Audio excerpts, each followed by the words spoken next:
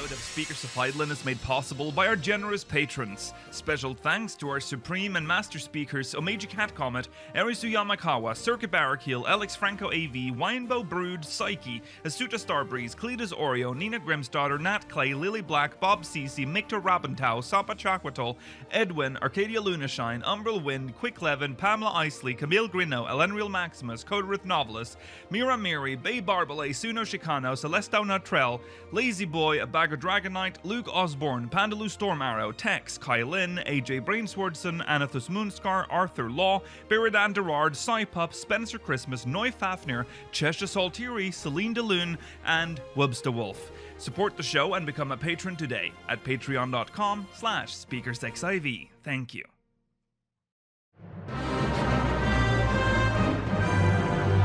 This is Speakers of Eidolon.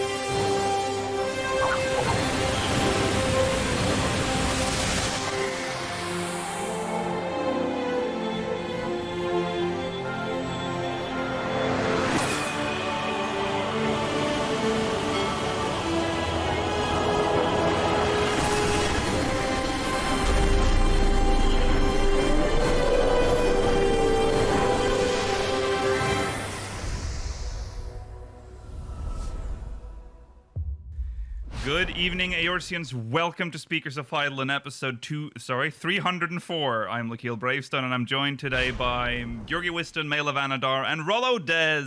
Hello. Hello. Wow. We're in them. Oh, I see. Not in them. There you fully. go. There you go. Stretch me out. Yeah. Yes, today is episode 304. It's still hard to say. 300. We're past 300. Still weird. It's June 18th, 2022, and our main topics today... Nice one. You dated the episode already. I literally do that with every episode. It's even in the bottom on corner the of screen. It is, yes, today's main topics. We have a Backstage Investigators story. Believe it or not, the dev blog still exists. We'll also be completing our 6.15 review. We didn't have time last time. So we're going through the Arkasodara Tribe Quests. No. Well, I know in-game it still says Tribes right now. Yeah. They did mention that that would be the case, but officially it is Tribe Quests. And Ameliance and will do a completely spoiler-free review of Hildibrand as well. That goes for you too, chat. Yeah, that goes for you too, chat. You're not can our mods just be like really strict with Hildibrand? If Very you see anything, just time them out for the rest of the episode. Yeah. Because we've told them now you are not allowed to talk about Hildibrand. And we're going to remind you again when we go to talk about Hildibrand. Yeah. Mm-hmm. Okay, stay tuned for the post-show. We'll be reading questions from the Syndicate, so make sure you catch that. That is the show. Let's jump into Recent Yvan. Oh, goodness. That was interesting. I don't know. That was a lot. It was a lot of layers to that. Okay. Recent events. We'll start off with... there's a new free login campaign that started on June 15th, lasting until June 30th. That won't bring people back having the stupid frog outfit on it. Yes, it will. Yeah. That would certainly put me off. Yeah. Well, they literally start this campaign by mentioning the new duty support system, so they know who they're targeting here. There's like people that fell off, maybe their friends aren't playing anymore. Hey, we have duty support. You can do the dungeons with NPCs. You can progress the main scenario at their own pace, and in the hope that would-be adventurers can experience all that 14 has to offer, we are pleased to announce the latest free login campaign. If you or any of your friends are currently taking a break from your adventures, you won't want to miss out on this limited time event. And yeah, so we know how these work. So you need to have had an active account at some point, I think. But other than that, you can jump in. The account must be inactive for this to apply. You can't have like, you know, your sub can't just have run out and now jump in. There's like a timed thing here. I don't remember exactly what it is, but go to the lodestone to check the information for that. Most of the people that we're talking to... short? What, short? Oh, it's like 2 weeks? Yeah, it's only 15 days. That's yeah, true. It's normally over like the course of a month, usually, isn't it? That's true. But this is Yeah, up that's to, what I was thinking. It's up to 96 hours. Has it always been this high? No, but it has been the last couple times. Oh, okay. Yeah. So 96 hours. So more than enough time to catch up on MSQ, I think, if you play this enough through those unless you 96. stop playing in heaven. Well, yeah, please remember that the moment you log in, that timer starts ticking. This is Well, a timed trial. It's the moment you log into the launcher. Yes. So all that time spent downloading all the patches, that counts. Yeah, right. Yeah, that kind of sucks. Yeah. Right. So if you have a friend that's been gone for a while, maybe nudge them again now. Tease them with the duty support system. Okay, so there you go. Moving on. Yeah. Hey, friend, you can play this game and you don't have to deal with me. Right. Yeah, that's true. Letter from the Producer Live, part 6. Oh, God. What? 71? 71. Oh, my God. We've made it to 71. Let's see. Remember, Nikhil, 69 was underwhelming. That's true. So we have to at least be in the 70s. Yeah. Hopefully, 96 will be a good one. Even though 96 is a great number. We won't it's be my second facing favorite each other. number. Yeah. All right. Live letter. We have the date. It's July 1st at 4 a.m. PDT. So that makes me wonder, is that going to be June for us?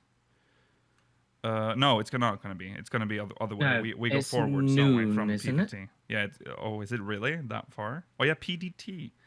4 a.m. We're doing it live. PDT to CEST. This is a great time for me, as usual. And It's it's 1 okay p.m. time? Yeah, it's noon for you, Mail, and 1 p.m. for me. So and a bad time for Rollo. 9 p.m. Australian Eastern Standard. yeah. Oh, Rollo. I can't hear Rollo. Oh, I was. Okay. Sorry. It was you. Okay. Yeah. Rollo, you're 4 a.m. What's that in your time? You're EDT, aren't you? Yeah, it's like 7 a.m. That's too early for me. So you guys have fun with it. I don't want to be up that early. Understandable. This, of course, we will be covering this, obviously. So make sure you catch that July 1st at whatever time zone you're in. Okay, so let's move on to something that happened over the week, past week. Tweetingway happened. That was pretty fun. Weird. I was so confused. Really good PR stunt. Yeah, it is. It came out of nowhere. I feel like it was like, oh. Yeah. I just saw Tweetingway on my timeline, and I'm like, whoa. It was very confusing. I'm like, it's verified. It's got that many followers. Wow, that's successful. It must have happened very recently. But yeah, obviously it was the official 14 Twitter. Very good campaign, I think. Maybe a little bit confusing for people who haven't done Endwalker, but I think it speaks for itself. I mean, but Loporits were in the marketing for Endwalker, and even if you hadn't done the expansion, you know that they exist. That's true. Yeah. I mean, that is true. I love tweeting. If you read some of these tweets, they mention Atheris, so they kind of don't care at this point. True, a little, so there you go. Lots of fun stuff there. It's back to normal now, right? Yeah, it's only one day. Normal. It was only for a day. Okay, yeah. But they were overwhelmingly active. They were going through the replies and replying to replies that are quite far down. And yeah, no, they that was good. There was lots of Tweetingway art too. Yeah, that they retweeted, and I was like, oh, that's cute. Yeah. I do like their intro, by the way. I don't know if you saw it. How it started. It just says, "Hi, I'm Tweet." Yeah, and then it's like, and then that's. I mean, if you're looking at this. Yeah, but there was a whole there was a thread below the first one, which was like, oh yes. How do you delete or edit tweet or whatever, and then it just kept going. It was really funny. Tweetingway. Hope you come back one day because that was fun. All right, let's just jump into it. 6.15, part 2. We're going to talk about the tribe quest now. Again, we won't touch too much on the story because these are stories in progress. I think we'll just have a separate like story review when we're all done with it. So we're just going to talk about like the systems. When everyone's done with it, these ones can't be. Right. I don't know when we're doing anyway. that. Maybe next.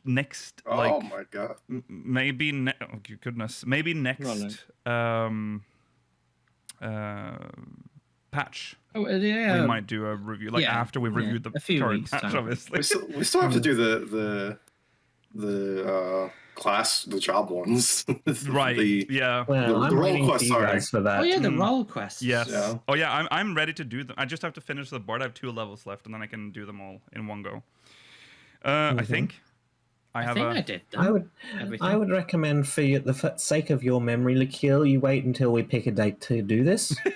So that they're fresh in your mind. Yeah, because the first one I did, I am already sort of forgetting the healer one. But to be honest, same. Yeah, it was a couple months ago at this point. Yeah, the healing one was quite good.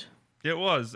I do remember the guy, with the close tank up. one was the unfortunate one. I can't believe how bad I'm done. I'm just about done with all of them. But yeah. Okay, slow down. All right, doing the review. Okay, but the tank one is just so bad. I don't care about you. Keep that passion burning. Keep it burning for a couple more weeks. All right. All right. So let's start with the Arkasodara then.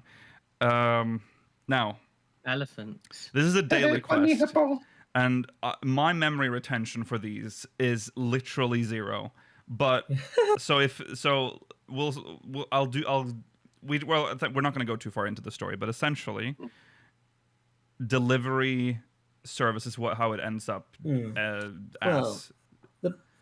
The setup is that these are some displaced Arkasodara from Vanaspati who are just riding their hippos through southern Thavnir, and people are scared. Yes. And I will say the first thing I did, because I think it's in the introductory quest, you get to ride one of them. You're on rails for the first one, which was nice because it looks natural then. But at some point you get to control them, and I immediately started like spinning like around on the spot just to show everyone. To be like, this is how bad it looks. Could you fly on that one? No, I didn't try. No, I could not fly. That's what I thought so as well, because you can fly once you actually start the quest proper. But that time I was like, I saw a lot of people going on the ground, and like I couldn't remember if I just didn't try and fly, or if I was watching, or if just like I tried and it didn't work. Right. Yeah, I don't think so. No, you couldn't. I tried to fly. That of course unlocks the daily when you complete that. The dailies, then. Let's talk about the quests that you get. Well, I don't think they've innovated on Beast Tribe Quest since Stormblood was, I think, when they really innovated on them and got the formula right. Right. And so, I mean, they're fine. They award decent XP, and some of them are quite quick. Some of them are a bit more annoying. To get. So you're thinking about the colored powder one, for instance. The powder ones are slow. Yeah. There's also one where you get a transformation, and it has this horrible loading screen when you go in and out of the quest to it is weird. Put it on and off. So if you get I always get the one where you go and pick the flowers. Yeah. And I'm fine with that. Yeah. But then some of them. The one I don't like the ones. The one with the box and the marble right next to it. Oh yeah. They're the two. Well, they're actually 2 boxed ones because I got one that I know is not the one that you've been talking to me about recently. Right. Yeah, right. I've only got the second box one once or twice on the beach. The ones I don't like in Beast Tribes are the ones where you use the mount only because you kind of have to do that one first because you have to pick the mount up from the base, and sometimes it's not in a nice order around the map, so it's a bit right. Yeah. It's always so slow too because I know you have regular mount speed. Yeah, and you have to dismount using the special dismount button. Yes. Yes. So one thing I noticed about these quests is that particularly for the one where you have to gather the flowers on the cliff, there is an NPC at the bottom and top of the cliff to help you get up and down, which suggests that they think people are doing these quests without the ability to fly. Oh, yeah.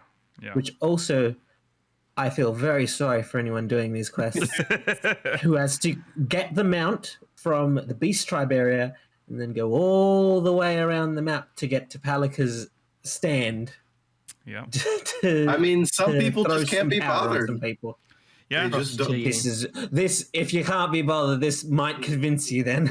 Yeah. Sometimes it's more work being lazy, and that's definitely what this is. But I mean, we're not in Heavensward flying anymore. It's very easy to get flying unlocked. Yeah, but at least they have the option, I guess. For some reason, you're not going to get soft locked if you don't have flying, I guess. But weird. It'll be funny getting soft locked by a Beast Tribe Quest. Yes. Getting stuck in an area on a mountain. And just like, please.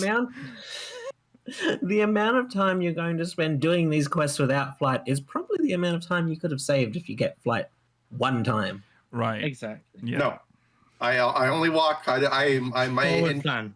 Yeah. My character in lore is scared of flying, and I don't fly. Flight is law breaking. Thank you very much. Mm-hmm. Finish MSQ, unlock flying in all zones. Yeah. Otherwise, your expansion is going to be boring and horrible. Yes. Yeah. Anything else? Like the music. The music in the zone is what a banger. The rewards are quite nice comparatively. Like you get the minion fairly early on and some housing items. Yeah, and there's lots of materia to pick from. True. Mm-hmm.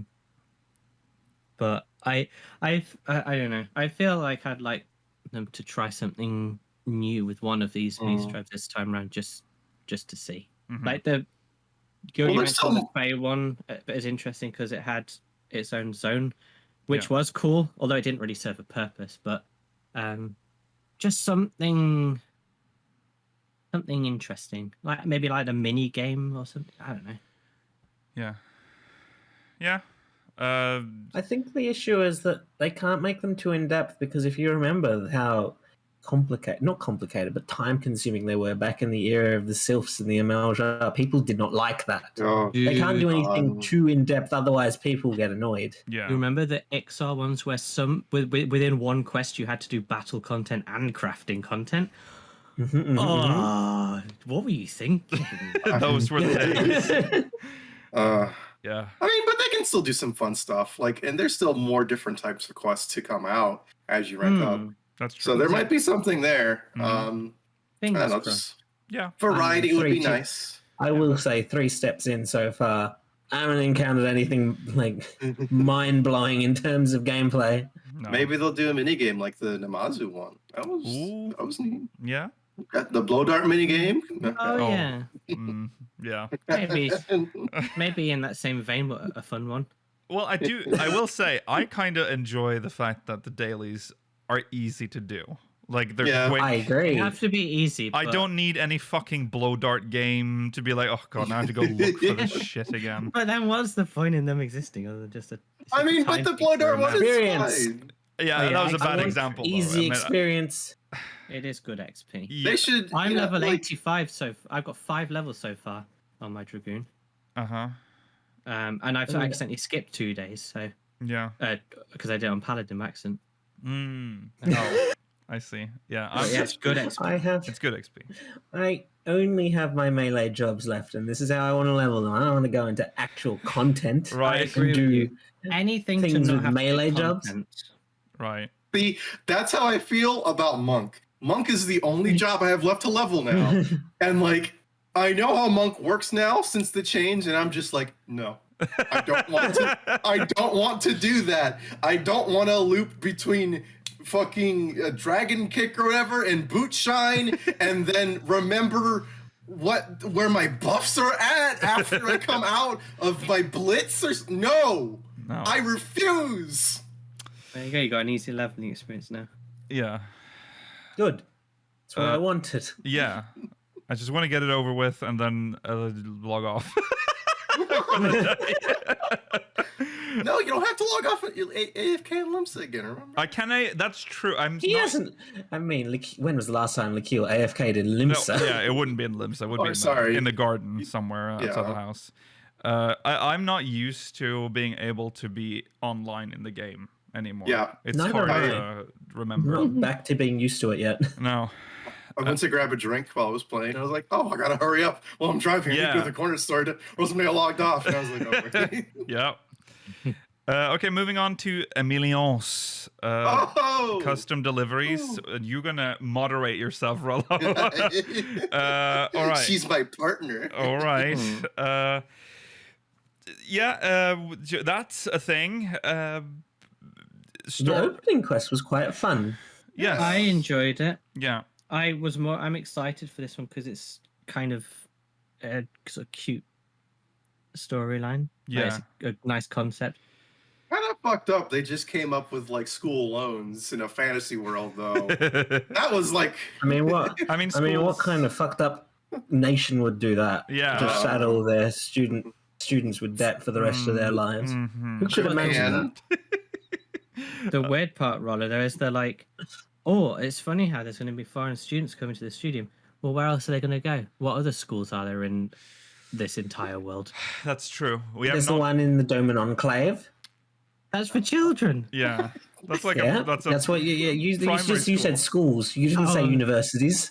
All right, well, higher education. I don't think we've seen proof of that anywhere.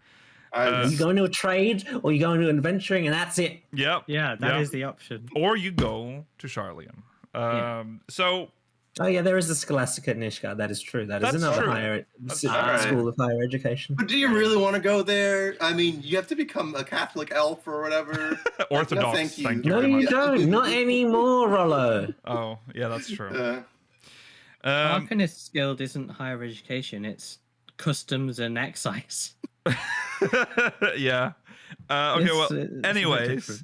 Ameliance is taking it. Well, I'm not going to spoil the story, but I mean, we can talk about the opening quest. The opening quest, yeah. I mean, the opening is just the premise. And the premise is Ameliance is taking in a foreign exchange student, almost like it's just a student from Thavnir, essentially that stays at the Levio estate. She wants to be the example for all the other Charlians so that they can see that anyone can do it. Not everyone has an Ethernet shard outside their house. True. That is named after their house. And while we're not going to go into story details, I do want to talk about that one cutscene with Rowena and Flamen. Well, that was funny. That was a good, and we were like on edge the entire time because Rowena was there, and we know that we know her. I love that. Essentially, she wanted wasn't funding. Very RP friendly though. If we were Rowena sympathizers, we didn't get the option to sympathize with her. You're a Rowena sympathizer. I think we can say that canonically, the Warrior Flight is not. Isn't too enthusiastic about Rowena. No, since a Realm Reborn,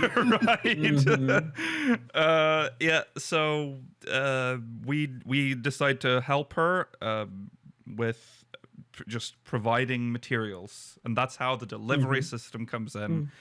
Ameliance somehow gets one over on Rowena. I can't remember, but I feel like this is the Rowena first starts time to spiral because she's like thinking, well, how can I turn a profit? She's like, but this is she's like also investing wondering, in the future. why is she so confident? What does she know that I don't? Yeah. The social manipulation. Oh my god. Yeah. getting gamed. Yep. By a mom. Yep. I'd like to ask Rowena. It's been about 8 years now of handing over hundreds of thousands of Allergan USB sticks. What information have you found out? Yeah. Do you even study them? I don't think she doesn't really study. She just collects them, and I think she sells them again for profit, doesn't she? Yeah, she sells them to others. Yeah, people. I think. Find out what's she on couldn't them. care less about what's on them. She wants the money.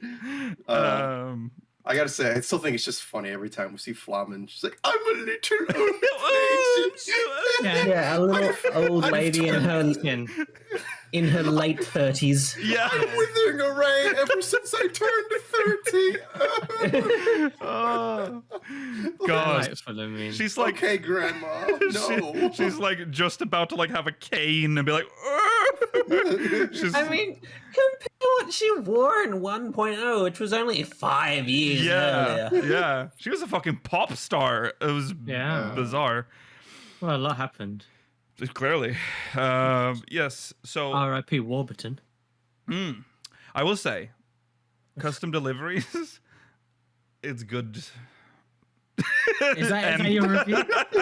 My review is So good. I will go in the same vein as my previous quote, but they have never innovated No. this system since inception. It's fine. No, I'm not going to they say have it's bad in actually. any way. They made it easier. You don't have to craft the materials True. to craft That is the true. material.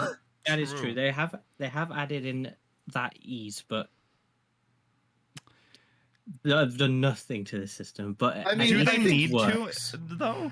What do You you have to want, ask Mela? Do you yourself. want to do like do, you want them, do you want them to add in active expert time? craft? Yeah. What do you want? Oh, that's a good idea, Georgie. You should Nice idea. No.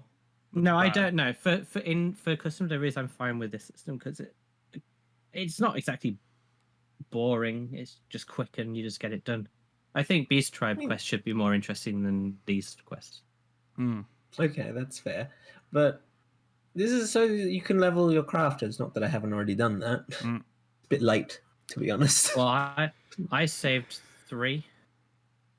You did that for the studium. You didn't do it for this. I did it for the Sumia, which I also still need to finish. But I'm using this now. I level. There's loads of way to level up your That's crafters another now. thing we need to talk about, to be honest. About what? the studio. Studium quests. Oh yeah. Never even talked about the crystalline mean. Yeah, we didn't really talk about that, did we? No. Oh well. It's because We'll talk about it one day. that's definitely content that we're all gonna finish at wildly different times. Like I haven't. I've done like one of the two of the quest lines, I think, but you know, whatever. Also, the thing is, eventually I'll just hit cap and I'll be like, I don't need to do these right now. I know. I don't want Well, to. you do it for the deep lore of finding That's the true. for the crystalline mean. Ah, I will say they had spoiled us with what's the one in Ishgard called again? Where we did all the Restoration? building. firmament. Yeah, the firmament. The one. firmament, thank you. Yeah. They spoiled us with the firmament and custom deliveries because in that location, there was script vendors almost exactly next to Yeah. Yes. the custom delivery NPCs. If you want to buy things with scripts in Charlian, you have to go all the way from the Leveilleur household to the studium. Yep. Well, the Kai Shear was super close to the vendor too. Like, it Yeah, this one That was that is hell. something that's annoyed me with this one is having to walk out and then teleport from the house to the Aetheryte Plaza, then run up, get the materials, and do the same trip back. Mhm. Yeah. It's a weirdly annoying location for the. It's like on the Monago. Hers was on the opposite side of Rog's region. Yeah. Yes, Sometimes but it's that really was 2 annoying. expansions ago. Yeah. Well, I thought yeah, they'd learned. Yeah. Kai Shears was fine, I think, and like you say, Kai Shear was Wall. by far the best one because it was like right there, which just across Yeah. the wall, and you had everything in Mhm. there. Kai Shear. Ruby Yeah. Princess sucked. I didn't want to walk that far. That's too Oh much. I've still not God. unlocked her. Yeah. You haven't unlocked her, Mela? No, because she was really annoying to find out how to Really? unlock, so I just couldn't be bothered. Oh. The Ruby Princess one, Kurenai. Kurenai was fine because she has an NPC right next to her. I couldn't. I Does think she? I had to do some of her quests. Once you myself. unlock the quest, like the person that gives you the things you need to craft is right next to her. She's Oh. very, very easy. Oh yeah. It's been and she so long. that person is also a script vendor. So Kurenai was fine for me. I don't understand the complaints about her Kurenai is other still than unlocking standing. her. Standing in there in my ghost outfit. Okay. Yeah, Ameliance. I mean, again, I think the story is going to be the thing that we need to like, because otherwise it's literally the same thing as before, except I guess the one gripe is that it's too spread out, like the getting the materials and getting the scripts and like Well, purchasing. I'm already a bit more invested in it because it's interesting. Whereas, like, I'm rebuilding Ishgard. I'm rebuilding Rog's Reach brick by Right, brick. I'm like, right. yeah, whatever, Monago. Or No. I'm a little dragon. I mean, L2 was cute, but the actual quest, like the things you were crafting, was blah. yeah, I liked the history we learnt with Elto about how dragons evolve differently depending on their environments. Yeah, Hmm. yeah. But mean, I liked the school vibe. Do you still think we're gonna get custom delivery for Garlemald? Because Time we will talked tell. about I that. didn't think we would get one for Garlemald. I was expecting something closer to the firmament for Garlemald, but they haven't said anything, so I don't know if we'll get it this Well, expansion. we used to talk about like Garlean reconstruction or whatever during before we knew what 6.1 was. I mean, how many custom deliveries do we get per patch? Sorry, 3. expansion 3. So We get 3. Last expansion 2 are in the same zone. yeah. Or the I next was tribe for expecting Garlemald Garlemald to possible as well. Yeah, I was expecting Garlemald's thing to either be similar to the Doman restoration or the firmament. right. Either one. Yeah. Yeah, Yeah. do a Doman thing with Garlemald. That wasn't a bad system, and we didn't get another one. I like that. It's I mean, free. I mean, it's easy. Yeah. It's easy money. Yeah, it is. It's easy money, and the good way. It's like a nice little zone that you can reconstruct at your own pace. It was cool. And that's how I feel like they'll do it if they do get some sort of Garlean restoration, because they wouldn't want to edit the map that already exists, because I feel like that will affect quests that exist within it. Right. Let Can you work, 'cause- rebuild the playground. Yeah. Yeah. Kids. Yeah. Well, we could go because it's the suburbs that we see pretty much Yes. on the actual map, so we can just sneak into the city and rebuild a quadrant or something. It's the suburbs. I mean, their government building is right Yeah, there. exactly. I think this is. I think this is a very city important center, part of the actually. city. Yeah. It's like right. I mean, it's right at the palace. Like you're essentially. Yeah. I think we don't see the suburbs. If we do restore something, it will be a suburb or something. Well, Maybe. the Senate still looks suspiciously fine. I mean, they talk about it. I still think they're going to do something about it. I agree. I think we'll do something with it as well. Yeah. I mean, we haven't done anything with Euless, Alphino, and Alizé. There's still story threads there. Yeah. What if Xenos is in the Senate building? What a twist. What a twist. The original Xenos. Oh wow. No, thank you. Let's just quickly touch on Hildibrand without. Okay, so again, this is spoiler free chat. So we'll swing that timeout hammer if you start edging spoilers. So Hildibrand is back this expansion. Relatively short, but I think they always are. I just think the last time I They did have been Hildibrand, since Heavenswood. did an expansion. Because you did all Heavenswood and Stormblood all at once. Yeah. Since Heavenswood, there have been 2 quests per patch release. Yeah.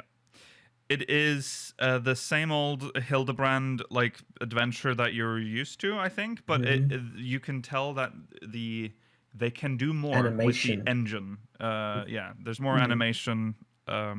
It still is But really sad. Yeah, go on.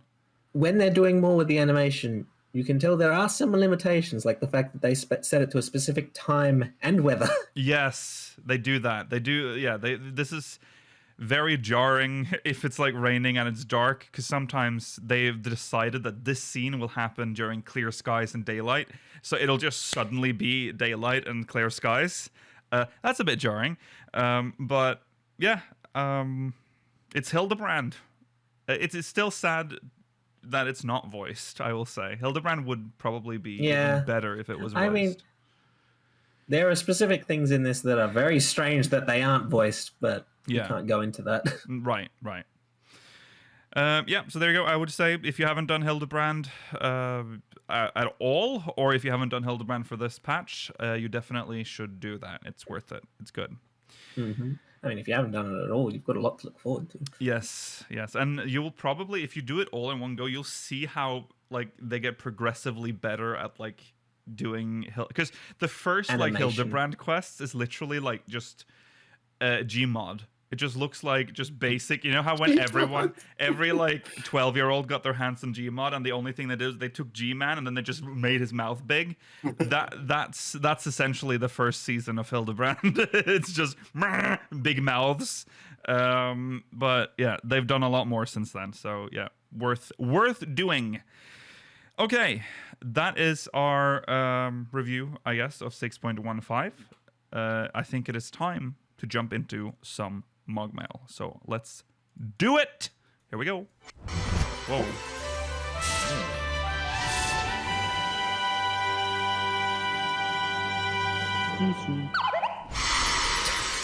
This is from Smorkles, from Mateus. Final Fantasy 16, summer 2023. It's quite a ways away for a game that is supposedly feature complete, but I think there are a number of contributing factors aside from polishing/bug fixing. One, they don't want to release around Forspoken near the end of 2022. They don't want to release around Breath of the Wild 2 in spring 2023. Soken probably isn't done with the soundtrack yet. And the longer they wait to release a PS5 exclusive game, the more people will be able to get PS5s by the time it releases. About number 3, Soken has always been busy with 14 as his top priority, having to release new songs every 2 to 4 months. Even while battling cancer, he continued his work on 14. Endwalker has had more music than previous base expansions. 6.1 and 6.2 have been said to have more music than previous X.1 and X.2 patches. I think it's safe to say that he probably hasn't had enough time to work on 16. What are your thoughts on the release date? Are there any other factors you can think of? I mean, yeah, I think Soken has to have been very, very busy. I know he does have juniors that work under him who are also composing at the same time, and they're not necessarily spoken about as often. But you need to consider the fact that, like, with this 0.1 patch, it is the first time since Heaven's War where the 24-man raids have original music. Right. Yeah. Yeah, that's true. Yeah, there's definitely. I think there's also. I think there is scheduling. That there's a lot of big things coming out just in the coming months and throughout this year, and next year. I mean, we're going to talk about. I think we're going to talk about 7 in the post show, but there's that as well. Which assumedly Smorkles didn't know, but at the time they wrote this question because that only came out this week. Yes. So, if anything, though, the 7 Part 2 release window makes 16's. Well, you're going to get about 3 months to finish 16 before you've then got to jump into 7. Yeah. Which is quite 7 and 16 7 Part 2 and 16 coming out in the same year is actually really surprising to me. Very poggy. Yeah, it's a lot of Final Fantasy. Yeah, it's like being 12 again. Yeah, I'm getting lots of Final Fantasy. I'm just thinking of the darkest timeline right now. I'm gonna bring you to a different reality that you guys hate. All right, here we go. We're going on this together. Now imagine a world, right? Final Fantasy, biggest series ever, right? Yeah. They release games like they do Marvel movies. Where it's like, Final Fantasy VII, Sid's Quest, or some shit. Well, he gets his own, and there's a game every year at least, sometimes 2. A lot of people wanted that. Good. If they're good, I wouldn't necessarily be against that. That's the thing, Ronald. There are so many people like Marvel films. That's the Marvel films. I don't see how this is a bad argument. No, I think consider how successful Marvel is. I agree with Rollo here. That sounds like a nightmare because at that point it becomes like just shoving it out, and that proves that we're tools. I mean, if we like, this is good game, and it's just the same game with just another subtitle under it. I mean, in this hypothetical, if the games are not good, then yeah, that's fair. But like, if they're of the quality that I want them to be, I'm not going to complain. Yeah, but the thing is, it's I get fucking tired of it though. I'm just like, I can't. I have a feeling that is very unlikely, objectively, that a game can be pushed out like one every year. Mm-hmm. I'm talking about this in a idyllic best scenario. Yeah. Because I don't like Marvel stuff that much, but right. I mean, I can't follow it. I was in Marvel at the start. This is too much. Right. Too many for me to concentrate on. You want to see Doctor Strange and the House of Horrors or whatever it's called? Yeah. The Multiverse of Madness. Yeah, go watch Final Fantasy or play Final Fantasy VIII. Squall's betrothal. Yeah. Well, I see the argument that they used to have mainline Final Fantasy games every year up to 11. There's a reason why it stopped at 11 though. Like if games become more Yeah. complex Well, and difficult to make. There's more you have to do. Like you need mocapping now. You need voice acting now. There's so much you need to like put in. So The yeah. gaps Yeah, are we were talking getting about that. too big though. We were talking about this before the stream. Like the idea that a game that looks like Final Fantasy, the Final Fantasy VII remake or Final Fantasy 16 just comes out without full voice acting would be very off-putting in the modern era. Yeah. I wouldn't mind them speeding up development though, in some respects. Take There's- people I don't off think all the anyone would rubbish come- projects they have. I Like think what? What? They've sold off most Mela. They don't have Basically, much yeah, left well, that's now. true. Yeah, all the ones they sold off. To be fair, Yeah. So I we think don't have to there's worry just about that. There's just like that saturation thing, Yeah. you know, or it's just like I think it's just even if I like it, it's too much for me. I Sometimes. think it's smart to take the time that it takes between games. The current rate is fine because we don't get saturated. we're That's getting the thing. one every generation now. I Yeah. don't know if the current rate is fine. I think I'd prefer it to be a little bit more frequent than it currently is. I I would have say 2 per generation. 2 per I have generation so would be. Yeah. much stuff to play, and I have so many other things to play. No, I Yeah. agree, Rollo. That's a good point. There are so many games. Yeah, but if you're someone that really likes Final Fantasy, this is amazing. Well, tough. Okay. Anyways, thank you, Smorkles. Let's take one more for the road. Yeah. This is from Ariabeth from Gilgamesh. I wanted to touch on the MSQ solo speculation. What good can come out of it? I am all for having everyone and their grandmother enjoy the story. It's amazing. But if it takes an MMO shedding its core fundamental of being an online multiplayer game just for these Final Fantasy fans to give it a chance, are we really gaining anything from it? Or is this just the start of something more dreadful? Of course, having others enjoy this amazing story is a huge plus, but that is also where my concern is. If this potential influx of players enjoy the story so much going through it solo, then see the continuations of many great plot points locked behind multiplayer, how will that affect them? The ratings? And would it be enough to push the team to solomize even beyond MSQ? Where normally I am welcoming to each and everyone to partake in this experience, I've gotten quite a cynical view on this since I actually considered what this change could possibly bring in the future. I hope getting some thoughts on this can clear my mind, and I wouldn't dare touch the forum with the 10-foot pole. Right. I don't think you're wrong, necessarily. Oh, yeah, but you're the one that is the most afraid of this. I'm not afraid. I mean, I completely see the point of the potential for either people to be off-put because there are sections that they just from their own choice will not experience, Right. or the potential for the devs to try and simplify everything so that they can solo everything. Mm-hmm. But in terms of like skill, I don't think we need to worry because the average 14 player can barely string together 2 or 3 keys on the keyboard. So I don't think we'll be worrying about duty finder or anything like that, guys. Don't worry about that. Okay. Well, there's your There you your go. Mela moment there. I'll just let you. I didn't want to interrupt anything. I just wanted you to get it out. All right. It's weird. We've had a whole discussion. I'm assuming that's what this is a follow-up to. So I'm not going to bring all of that back up. But it is that thing where in the end, this is still an MMO. It was never designed to be a single-player game. Just like 11, it's an MMO. But it was designed to be a Final Fantasy game. Yeah, but what defines a Final Fantasy game? This is the second MMO in the series. We can't just say that Final Fantasy games are single-player games because there are single-player games in the story. I think what defines a Final 11. And I think that's a problem with 11 actually. But I think what defines a Final Fantasy game is a strong story, not necessarily the gameplay. Right. There's a strong story. We're seeing experienced.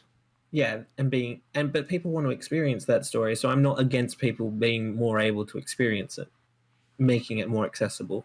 And I don't think that these people are going to be in such high numbers that they're going to be able to influence the devs to make everything soloable.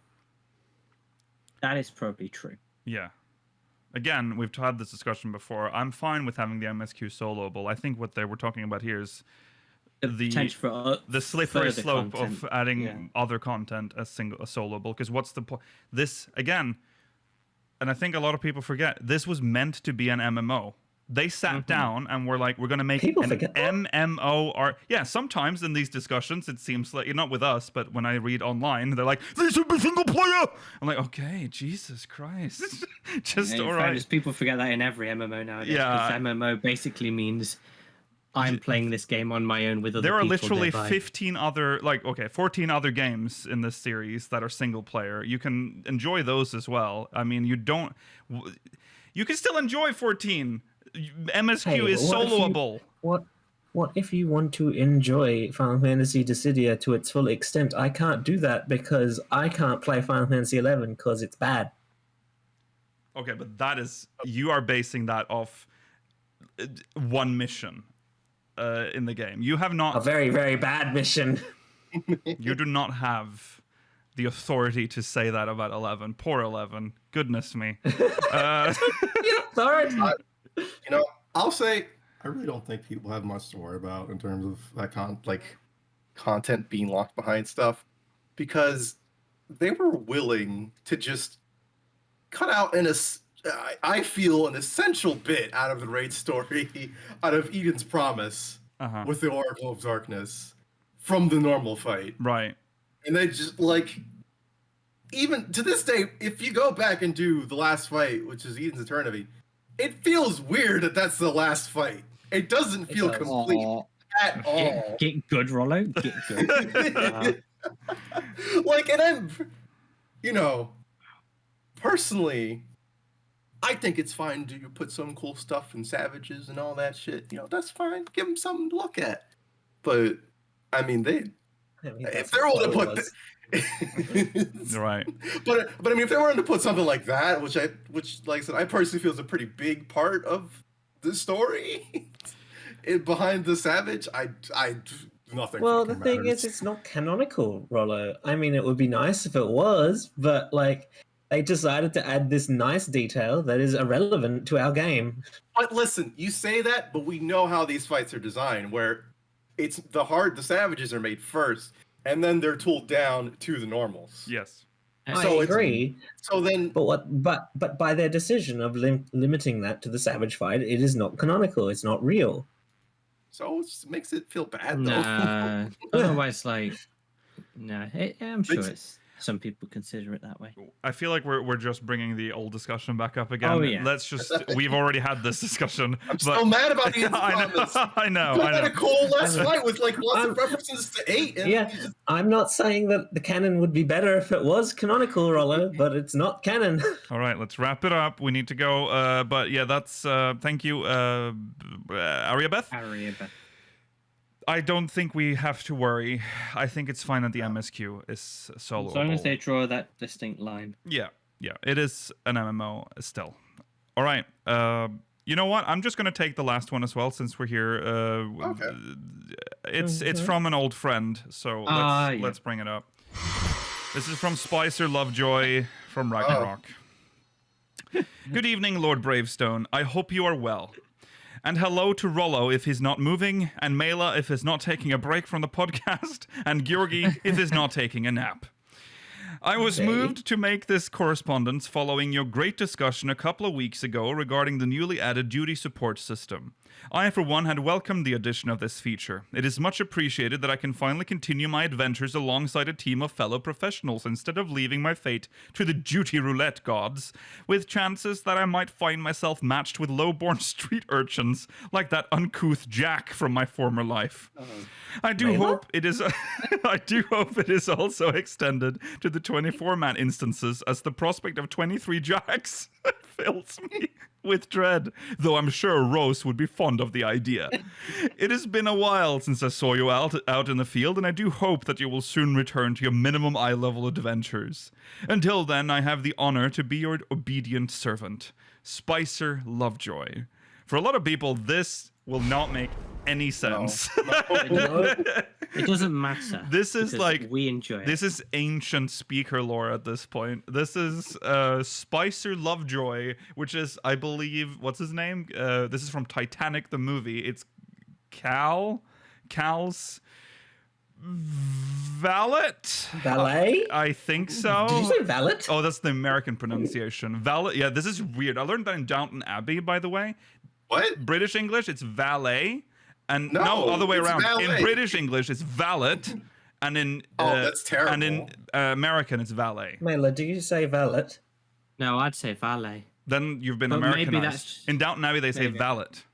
My valet. Maybe it's that's old English. Yeah. Then I again, think it is Old English. that's But a this word. character I was Spice- probably- Spicer probably- Lovejoy would refer to himself as a valet, probably. It was probably Old English, and then because they didn't want to be French, and then they got over that. Yes, because usually if it's French pronunciation, it's usually American because Americans love they love to be French sometimes. I love the restaurant. That's why they say herb Interesting. instead of herb. It's Learn to speak. It's so I was gonna say, do the French love? Do the Americans love French? they do. They love That's them why more than we they do. say herb. I mean, yeah, Which is- I would say that they like it. They like the French more than than Britain does, but I don't say they love France. I meant the Citizens in the language, not the people. What? At no point did I say, I "Oh, don't they think they love." do either. That's I why. think the Anyway. French are cool. I think they do neat stuff. This is think not the you're not discussion. spicy We're Lovejoy talking about because, style. He's the valet minimum eye of. He's level the valet of Cal in is Titanic. probably going to return. Wouldn't it be a result at of some like point. particularly the southeast of America, like having large amount of French population? Because Or we do need to French do influence. Endwalker dungeons. That's right, Mela. Thank you, Spicy Lovejoy. Thank you, Spicy Lovejoy. If you heard what Mela said, that is our answer. Thank you for your correspondence. And we're going to talk about American history. Yeah. Well, you see, the Cajuns, as they're called, Ah. lived in Louisiana, and that they became bog people, and that's why they talk like that. All right. Just imagine if you They left a like to be French called person. that. No, Imagine Alright. if you left a French person in a swamp for like 200 years. That's what happens. All right. You get Florida. Main story. We're moving on to the main story now. As interesting as that discussion was, we're going back to the dev blog, which is a thing that is never promoted anywhere. So we're the primary source. yeah. Where your dev blog source. know how they decide this. No, this is Like an RSS. It's not important feed if you're on the or main something? page. There is a tiny button on the lodestone that has the dev blog on it, but it's like sharing It space shrunk with another one. recently Yeah, as they well. recently shrunk it, so it's like sharing with another one. They have this ongoing series where they interview people, like it's called Backstage Investigators, where they interview people that we normally wouldn't hear from in the dev team. And today we are reading an interview with Takayasu Ishii, who's a visual effects artist in the dev team. So there's some interesting stuff here that we'll learn about today. All right, let's jump into it. VFX artist Takayasu Ishii. I love that they start by telling us what VFX is. What is it? Visual effects, often abbreviated as VFX, refers to in-game imagery that enhances the game's expressiveness and vibrance in ways that wouldn't be possible in the real world. For this They go interview, into the grime filter they use. we'll be going backstage to learn about how VFX are created. Okay, so I think there are two people interviewing here. So Mia is one of them. So I don't remember the other one, but we'll see their name as we go through this interview, I think. Okay, so to begin, could you tell us about what you I worked on? believe it's only Mia. Oh, it's only Mia here. Okay. To begin, could you tell us about what you worked on before you joined the Final Fantasy XIV development team?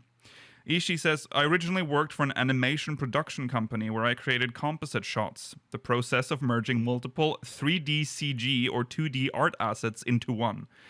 My experiences there led to an interest in visual effects for games.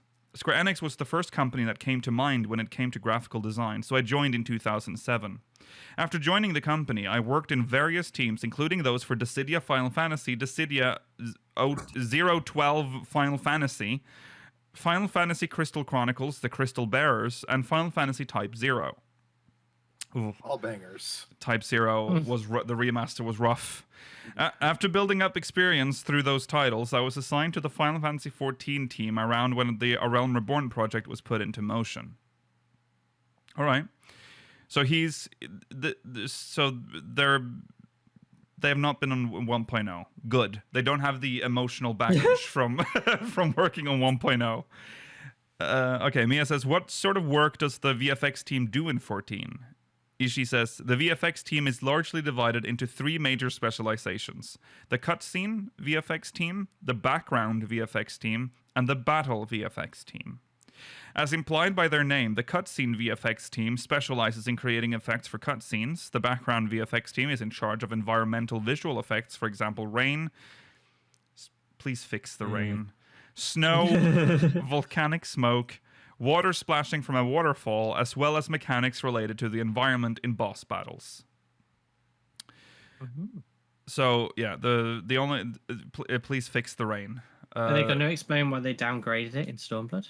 Yeah, because that was supposed to be an upgrade, but I don't know about that. Awful. Yeah, it's milk rain. It's very odd. Yeah. Very. I love it. As for me, I'm the lead of the Battle VFX team, which creates player and enemy-related effects. Some of the aspects we're in charge of include battle actions, crafting and gathering actions, mounts, emotes, minions, and weapons. Oh. Craft, okay. Yeah. The crafting effects are very important. The now. crafting ones are okay, actually, but the gathering ones is literally just hit tree, bang rock. Yeah. Yep. Hey, sometimes you raise your tool above your head. That's true. Yeah. That's true. Mia says paladin casting animation. Isn't it? Yeah. Mia says, seems like VFX are just about everywhere. Could you explain how battle VFX are generally created? Ishii says, when it comes to job actions, the designers provide documentation for each action, which tell us whether an action will be an attack or a heal, and if it'll be a single target or area of effect. The documentation is typically text-based, so the artists are given free reign over the imagery. From there, that must be rough. Like, you're just getting, like, I want... Oh, but also so liberating. That's true, because there's nothing to, like, limit you. From there, the animation team drafts several animations for each action as possible candidates. Those are then reviewed by the animation team, VFX team, and Shinya Ichida, who is the art team lead, to decide which draft to proceed with. Once that's decided, we begin creating the visual effects based on the animation and refine them into their final form, while making sure that the design doesn't contradict the intended purpose or the specifications of the action. As such, the VFX team generally has free reign over how the imagery is visualized. However, there are exceptions when the visual effects need to incorporate pre-established assets, such as the magic circle for Zodiark. In such cases, the art team provides a design based on the lore, which we then use to design the visual effects. Mia says, I see. So the visual effects and animations of battle actions go hand in hand. How did your team create the unique visual effects for the Endwalker jobs, Reaper and Sage? Ishii says, we already knew Reaper would wield a scythe and summon an avatar from the void, so we went for dark imagery based on those details. However, using dark colors alone would make Reaper visually similar to Dark Knight or Ascians, so we decided to give Reaper a unique base color, which resulted in its black and cyan color scheme. I almost wanted to... This game has ruined the word cyan for me because I want to say cyan now. Oh. Although bright greenish colors were common for healer jobs, they weren't used very often for DPS and tank jobs, and we felt it would be a distinguishing feature for Reaper. Furthermore, visual effects for previous jobs often emphasized the impact of a hit. For Reaper, we emphasized the trail of their distinctive sweeping attacks to set their visual identity apart from other jobs. That's fair. It is a nice color choice. It is, yeah. Mm-hmm. Reaper is a very visually nice job in general. Yeah. Yeah.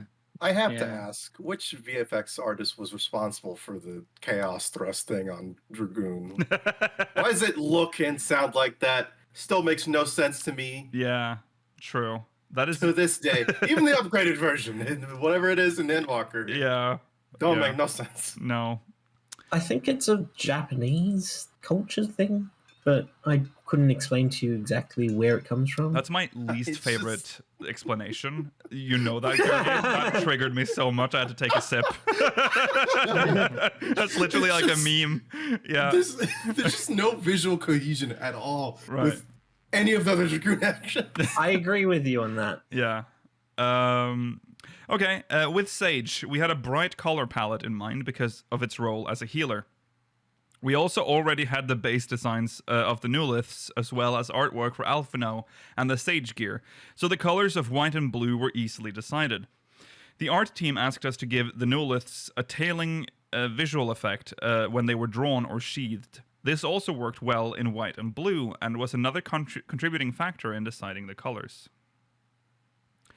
As for the job actions, in contrast to the light and airy spells that White Mage uses, Sage uses geometric barriers and laser attacks, so we chose a somewhat sleek design based on Charlian technology.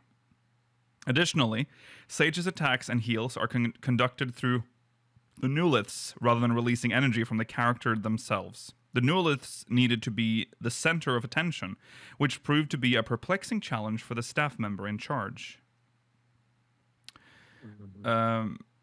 Mia says, so deciding a job's base color at the outset helps you maintain a consistent look with their visual effects. There are many design-related roles in the industry, but what would you say are some unique appeals of working with visual effects?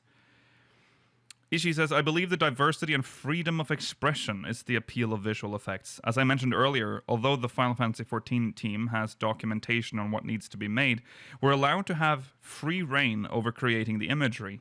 Rather than being overly specific in their requests to the VFX team, they start by allowing us to create whatever we like and will give us the green light as long as the specifications and quality are befitting of Final Fantasy XIV standards. Of course, being granted total creative freedom comes with its own struggles, but having no restraints and being allowed to create what we want is fun and rewarding. Do you think they kick themselves, like, after a Run Reborn when they sort of went too hard on the over-the-top visuals for skills, and now they're like, 4 expansions down the line, they can't make things... How do you make even more big spells when they're already ridiculous? Yeah, it probably is hard now because everyone's expecting like a flashier spell, like especially for the. I mean, look at Scholar players. Yeah, Right. Expedient, so flashy. I love it. Expedient is flashy. It's just the effect is underwhelming. Yeah. Yeah, I'm only thinking Black Mage. Like in Run Reborn, we already had Flare. Yeah. And I then mean, we got Fire 4 and Blizzard 4 and Heavensward, and Yeah. it's getting difficult. They made the upgraded Fire too. They just turned it to a nuclear bomb. That's Like, true. that's Hi- the mushroom Yeah. count. 2 and 3 are really cool. I'm looking forward to like High Fire 4 in the next expansion. Right. It's like the Red Mage LB. No, Yeah. I think they'll get to just make it Fire 5 now. Oh, Melee. Yeah. Because High Fire and High Blizzard is probably how they. Yeah. Because for whatever reason they decided to put the AoEs in the numerical system. Yep. weird Yep. choice. Now they have to separate them. Yeah. Very much so. I would think that the lack of restrictions would be quite overwhelming for me. I mean, I'm not a creator in this sense, but like I think I'd prefer the ones where like how they talked with Hades, how they already had like certain visual visual guides. Right. Yeah. Yeah. True. Yeah, there should be like some. I suppose it's probably iterative though. When they go to the art team, they're probably like, that's a little bit too much there. Yeah. Mm-hmm. Okay, Mia says, I'm gonna skip some of the fluff. Of all the visual effects you worked on in 14, is there one that you find most memorable? Ishii says, for me, that would be Paladin's Passage of Arms. I mean, that is a very flashy spell, very big. This isn't one of my favorite skills. Yeah. It's very cool. It's very strange that it has a backwards cone. Yeah. It fits the job and the skill, though, right? I know, but like it just seems it's such an interesting design choice I love for this it. game. Yeah. It's also very obvious where you need to stand, so that's nice. Yeah. That's true. I agree with that. Yeah. Love it when addition- people slip out the edge. In addition to Passage of Arms being usable anywhere and having to look good in any environment, it also had to emphasize the effect of standing behind the user. I had an extremely hard time with these difficult prerequisites, and it ended up being the task where I cycled between creating something and scrapping it most often. I'm sure any artist can relate, but when you focus on a project for too long, you start to lose sight of whether it looks good or bad, and falls into this feeling of, what am I even making again? Mood. Aww. In the midst of that, I showed my original draft to my leader at the time and producer and director Yoshida. Their positive feedback helped me feel that I was onto something, which boosted my motivation and helped me finish the project. So, for me, Passage of Arms is my most memorable work because it reminds me of my struggle and accomplishment. It's kind of sad. Yeah, well, he did it though. He made it. Mia says, Passage of Arms is very cool and flashy. Oh god, I read the fluff. And I like how it really makes you feel protected. Next, I'd like to ask about weapons with visual effects. There have been many memorable glowing weapons thus far, but do you have any particular favorites out of the ones you've worked on? Ishii says, of the weapons I've worked on, Ravana's hive weapons are my favorite. Well, that's the one with the I would like butterflies. With the I would like the hive weapons if they weren't such a sickly orangey red. I quite find them pleasant. Incoming old man Rollo with his hate of glowing things. I just, they're just kind of an ice.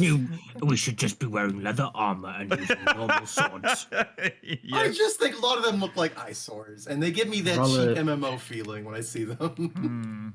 I love. Rollo hangs for the days of 1.0 gear. Oh yeah. Yes, I love just like the little cloth shirts. Yeah. like tucked in pants. Yeah. Love that Yeah, shit. sugarloaf hats. And then working like weeks to get the relic with no glow. Just it's another weapon. Rollo's dream is like year-long legendary armor quests where it's like a green tunic. Yeah. Yeah. Listen, they can make good glowing weapons sometimes. I think I think The they boss do. Majority of one. the time, I Most think of they the could. time. The more recent the ones I majority think of are them good. But I agree with, like, I think the earlier Realm Reborn ones are a little ugly now, like, compared to what we Some of have. them. Yeah. Because they would literally think- just take the weapon and Yeah. just coat it in, like, glow. And that's it. Yeah. The Titan weapons are the peak of a poor weapon Yeah. design. Yeah. But when it's thematic, like the Hive one or like Nidhogg's ones, Yeah. they're Byaku's They're cool. particularly. Yeah. Yaku's is very cool with the like ink. Oh, yeah, that one's cool. Yeah. Okay, weapon effects are constantly displayed while the weapon is drawn, so they have stricter limitations. This makes it hard to give them lavish animations compared to something like battle effects, which are only displayed once per activation. Amid such limitations, I managed to make the fluttering butterflies using models created with minimal polygons. This involved researching super slow motion footage of real butterflies to replicate their movements as closely as possible, which was a tremendously meticulous endeavor for me at the time. He sort of shows what they are. They're literally just two like rectangles that are just put together. Envelope. Adding, yeah, That's what I thought when, without context, looking ahead. Yeah, in this article, I was like, "Why? This is a picture of two envelopes." Yeah. Mia says, could you perhaps give us a hint as to what the weapon rewards for Dragon Song's Reprise Ultimate already will know be that. like? Well, yeah, that's true. This This was released before patch Yeah. 6.15 Yeah. or 6.11. But we'll see what he says, because he actually talks about the design. Ishii says previous Ultimate weapons featured a motif of the encounter, such as the gears and cogs of the weapons from the Epic of Alexander. In a similar way, the weapons from Dragon Song's Reprise also feature a motif, but as for what that may be, please look forward to it. What was the motif? What did it end I up will being? say, They look like although they I were... did like them, there didn't seem like there was much of a motif. No, someone dipped them in pink syrup or peach Yeah. syrup. I prefer the Alex weapons and their motif. Yeah. All of them so far, like the Bahamut ones being the Dreadworm gear, and then I thought really interesting the Ultimate ones being the first, relic steps. Right. They were all really cool. Mm-hmm. This one, although I love the visuals, I genuinely don't know what like the theme is. Right. I like that for whatever reason it convinced, well, not for whatever reason, it convinced them to make weapons for all the new jobs that did not get Thornton weapons originally. Right. And Yeah. they retroactively added them to Thornton. Yeah. Yeah, that was cool. Nice of them. Okay, at the end, finally, do you have any parting words for our players or perhaps your resolutions for the future? Ishii says, I've received a lot of encouragement through your comments on social media and the latter live broadcasts. At times, the plethora of feedback you've provided has pointed out new aspects for me to improve upon. So if you have any thoughts regarding visual effects, I'd be glad if you would post them on the forums or social media. Final Fantasy XIV places a lot of importance in the variances of color perception, while also striving to prove visibility and coherence in everyone's gameplay. Gameplay experiences can also be further improved with rousing moments, as well as drawing out the appeal of the various jobs and characters. These are the concepts I'd like to keep in mind as I continue to pursue the art of creating attractive visual effects. I hope this interview was able to pique your interests in visual effects. Thank you for your continued support. Thank you. There you I go. will say the visual effects aren't the problem in this game color-wise, so you've done a good job. Oh, Talk yeah. to the person who did an overall vibe of the game, Yeah. who has smeared Vaseline over the screen or something and has this weird color, like grayscale put over the world. Uh-huh. Like the game has like a mud filter, doesn't it? That I agree with. Yeah. I do agree that it has a mud filter. There's just not enough vibrancy in the overworld. But I when there have a should be. feeling that might be what's saving it from looking dated. Like I don't know. I feel Yeah, like part of me Buddy? thinks that may be possible. yeah, because a lot of like I of course I immediately start thinking about like Black Desert, which is a very vibrant world, and it looks hideous. Looked so hideous, in fact, that it got a remaster like 3 years after launch, or like 4 years after it was launched. It was wild. But I don't know. It's just what the game looks like. But it would be nice to Well, maybe I feel like even if you like remove use the tint. the filters stuff, whatever it's called, Sweet G-Shade. FX, G-Shade, that's it. G-shade. Like if you take it off, it looks better. Like it just Yeah. looks really nice. I mean, I just feel like there must be a reason for it. Like they must have done it for some reason we don't understand, because it is a choice that they've made, because it can be removed by using G-shade. I think It's the just shade, like color G-shade balance makes it they've look gone for. better. Yeah. And like, look at the vibrant zones, like the last section of the dead ends or whatever the dungeon's called, Yeah. and the burning fields in Pagelthan. Mm-hmm. Yeah. They Oh, were it looks- so vibrant and looked so good. Yeah. Mhm. That's true. So I think more vibrancy will help the game age better. True. Maybe when the next expansion comes out, we're getting a graphical update, so maybe. Maybe we'll get more vibrancy. But I just remembered that, just realized that for some reason, a recent event story has been placed at the bottom of the main story. Oh, okay. So I guess I'll just mention this. Something weird has been announced. The Crystalline Conflict European Cup has been Oh, announced yeah, this is for cool. Whoa. Chaos. This is official. That's the Yeah, why this is cool. official, by the way. This is an official thing. The European Cup Chaos Data Center, Thursday the 21st and Friday the 22nd of July. It's open to everyone who has an account or has a character on Chaos, and of course has access to Crystalline Conflict. I don't exactly remember how you apply to it, but I think it's posted on the Lodestone. There is a post somewhere. Somewhere. It was announced very recently, but it will also be broadcast on the 14 Twitch channel. It's a PvP team knockout tournament. Yeah. Why is it on Thursday and Friday? Don't know. Oh, it's a weird date choice, aren't they? Yeah. Popular European times to fight each other. I mean, Friday I get, but yeah, Thursday is odd. The thing I like about this, especially having looked into it, is at least I know for sure because I've watched them. At least one of the casters is a big PvP streamer. And Right. I've watched him sit in feast queues for up to like 40 minutes to get into a match, so you can tell he's dedicated. Yeah, that's So true. I really like Mhm. that they're putting a focus on like just some streamer who likes PvP. Yeah. Yeah. Yes. I mean, yeah. So join if you want, I guess. I don't know what the prices are, if there are any, but yeah, there you go. Crystalline Conflict European Cup. It's happening. Okay, on that note, believe it or not, we reached the end of the show. Ay, Dios mío. Yeah. Remember to follow on Twitter at SpeakersXIV, twitch.tv/SpeakersOfIreland, youtube.com/SpeakersXIV, exclamation Discord and chat. If you want to join our Discord server, if you're watching on demand, links in the description. Stay tuned if you're watching live, because we will be going into the post-show, answering questions from the Syndicate, so make sure you catch that. Yeah, that's the show. Thanks for watching. We'll see you next week, if not in the post-show, or tomorrow, which is Sunday Funday. Goodbye! Ah.